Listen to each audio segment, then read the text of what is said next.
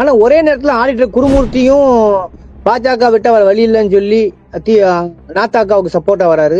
அதே சமயம் நயினா நாகேந்திரன் நேரடியாகவே அழைப்பு கொடுத்திருக்காரு இல்லையா? எப்படித்தான் புரிந்து கொள்வது இந்த அரசியல் போக்கு எதை நோக்கி போவதற்கான வாய்ப்பு இருக்கு? பாஜக கூட்டணியில தான் இந்த தடவை சீமான் போறதுக்கான வாய்ப்பு முழுமையாக இருக்கிறது. நாம் தமிழருக்கு வாய்ப்பு இருக்கு.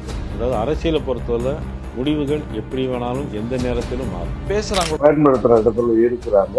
அது நிர்மலா சீதாராமன் அவங்க பேசினது எல்லாமே இதனுடைய ஒரு தொடர்ச்சியா இருக்கும். நிச்சயமா பாஜகவோடு சீமான் கூட்டணி வைப்பது உறுதி. அந்த வழக்குல இருந்து தப்பிக்கிறதுக்கும் இப்ப சேர்த்திருக்கிற சொத்துக்கள் இருக்கு, வெளிநாட்டுல இருந்து நிதி திரட்டினதுல இருந்து எல்லா விஷயங்களுக்கும் பாஜக ஒரு லாக் பண்றதுக்கான எல்லா சிஸ்டமும் வச்சிருப்பாங்க. அதனால அவர் சரண்டர்